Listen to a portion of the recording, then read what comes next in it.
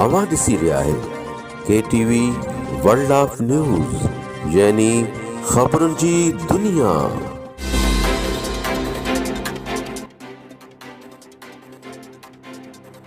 Press club रखण जे सहकार सां आजियां अदबी मर्कज़ रखण पारां सेबते राॻी आलमगीर सोलंगीअ जी 37वीं सालगिरह जे मौक़े ते हिकु सालगिरह तक़रीब प्रेस क्लब रखण में रखी वई।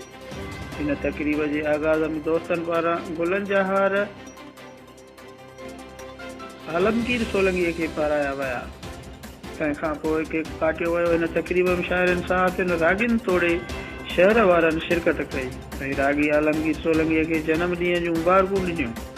मारूफ़ शाइर मुश्ताक बुखारी, शाहीन सिंधी, मोहम्मद अकरम शांडियो, राॻी ताहिर अब्बास सहाफ़ी, यासीन ज़ारे जो ऐं मुस्तनसर अबड़ो जन ख़्यालनि जो इज़हार कंदे चयो त आलमगीर सोलंगी बहितरीन राॻीअ सां गॾोगॾु हिकु बहितरीन ऐं प्यार करण वारी शख़्सियत आहे।